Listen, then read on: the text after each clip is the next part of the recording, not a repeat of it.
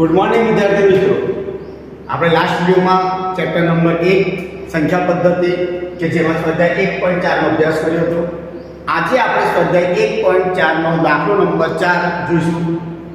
સ્વાધ્યાય 1.4 નો દાખલો નંબર 4 વર્ગમૂળમાં 9.3 ને સંખ્યા રેખા પર દર્શાવો.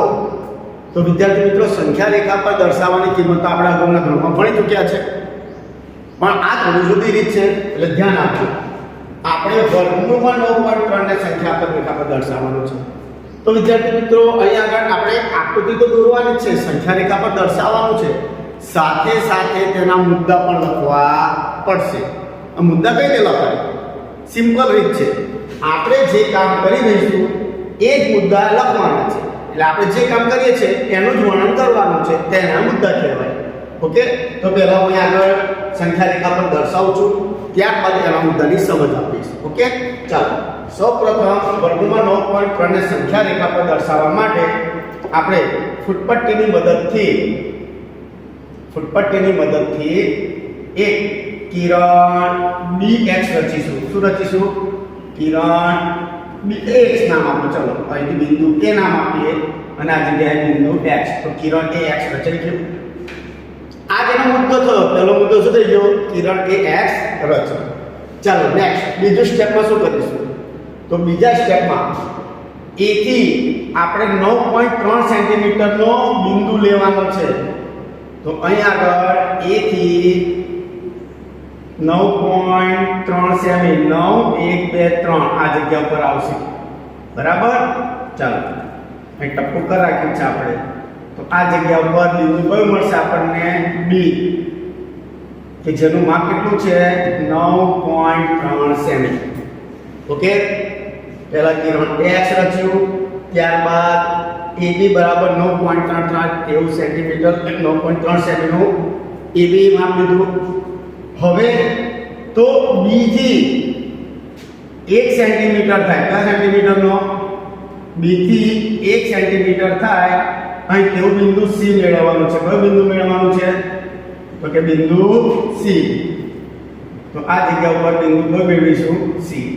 કેટલા સેન્ટીમીટરનું થયું? 1 સેન્ટીમીટર થાય, અને 1 એકમ પણ લખાય.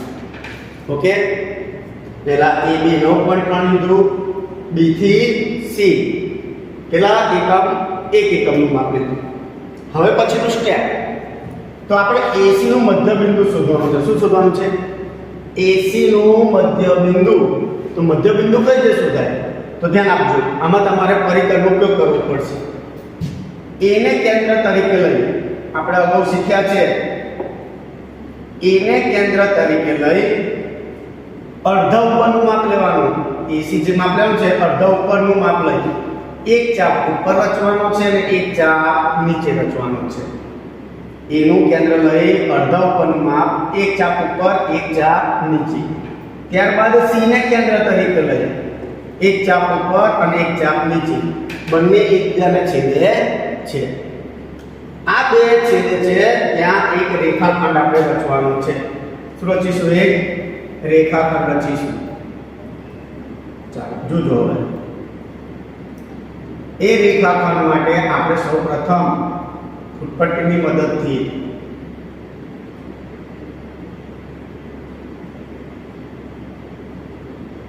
ઓકે, હું આ રીતે એક રેખાખંડ દોરું છું કે જે AC ને કઈ છેદે છે? O બિંદુમાં. કઈ છેદશે? આ જગ્યાએ છેદે છે, ત્યાં નામ આપીશું O. એટલે O શું બની ગયો? AC નું મધ્ય બિંદુ. મધ્ય બિંદુ એટલે વચ્ચે આવેલું બિંદુ છે. ક્લિયર સુધી? ઓકે, હવે આપણે AC અર્ધવર્તુળ ચાપ રચવો છે. AC અર્ધવર્તુળ ચાપ રચવા માટે શું કરીશું? તો એના માટે સૌપ્રથમ O ને કેન્દ્ર તરીકે લઈ. કોને કેન્દ્ર લેવાનો? હું કેન્દ્ર કહેવું એટલે તરત જ પરિકર્ણ O ઉપર આવવું જોઈએ. અને O એ ત્રિજ્યા, કેટલી ત્રિજ્યા? O એ ત્રિજ્યા લઈ અર્ધવર્તુળ ચાપ રચો કે જે કઈ છેદશે? AC માં છેદે છે. તમે જોઈ શકો છો, આખું અર્ધવર્તુળ ચાપ રેડી છે આપણું. O આગળ પરિકર્ણ મૂકવાનું અને O એક જેટલું માપ લેવાનું અને ચાપ રચવાનું છે કે જે અર્ધવર્તુળ ચાપ રચાય છે. ઓકે, હવે તો તો બી માંથી એક આપણે લંબ દોરવાનો છે. લંબનો અર્થ થાય 90 અંશનો ખૂણો બને. તો 90 અંશના ખૂણા માટે આપણે આનો ઉપયોગ કરી શકીએ છીએ. શું કરીશું તો કે બી આગળ કેન્દ્ર લઈ અહીંયા આગળ ટપકું કરી દઈએ છીએ. બરાબર, એટલે 90 નો ખૂણો બનશે. સીધો દેખાય છે તમને? ઓકે, થોડી ફૂટપટ્ટીની મદદથી આપણે એક રેખાખંડ દોરીશું કે જે 90 અંશનો ખૂણો બી માંથી પસાર થતો હોય.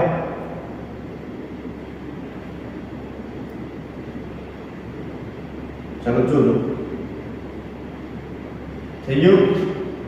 આખો રેખાખંડ દોરો એના કરતા આપણે જ્યારે બી માંથી રેખાખંડ દોરીશું એ બી માંથી દોરેલો રેખાખંડ ખાલી સી માં છેદે એ રીતે દોરીશું. જો એસી ને છેદે એ રીતે આપણે રેખાખંડ દોરવાનો છે.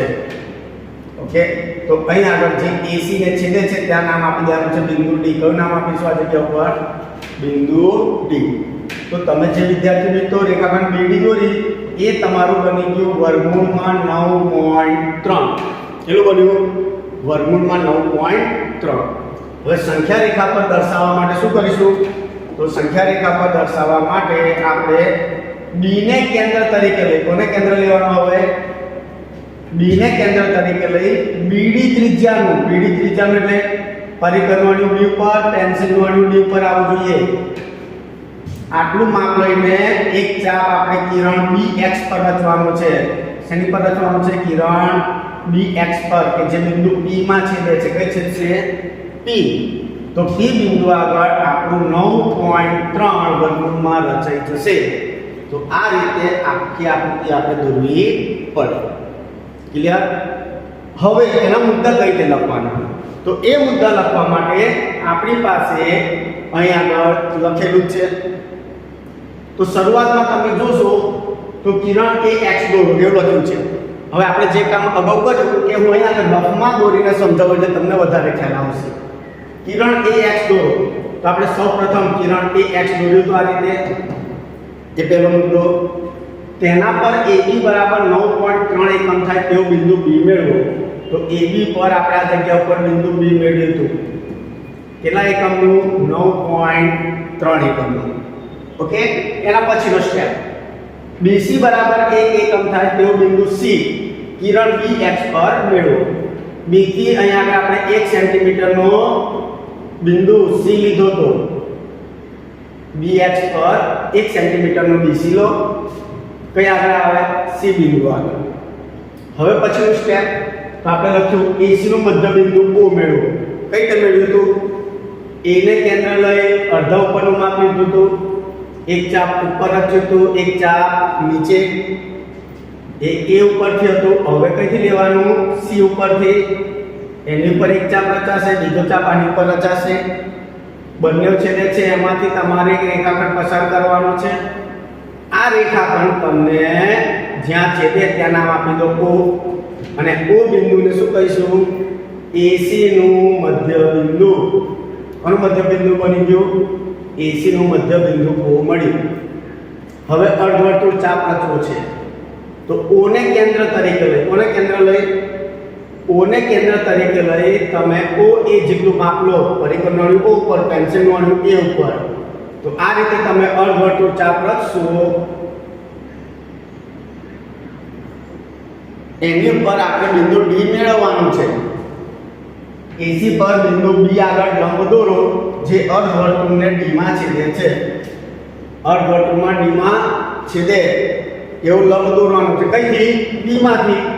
તો આપણે આ રીતે એને લંબ દોર્યો તો બિંદુ નામ આપી દીધું તો આ જગ્યા ઉપર D, કે જે આપણું શું કહેવાય? આ વર્ગમૂળમાં 9.3.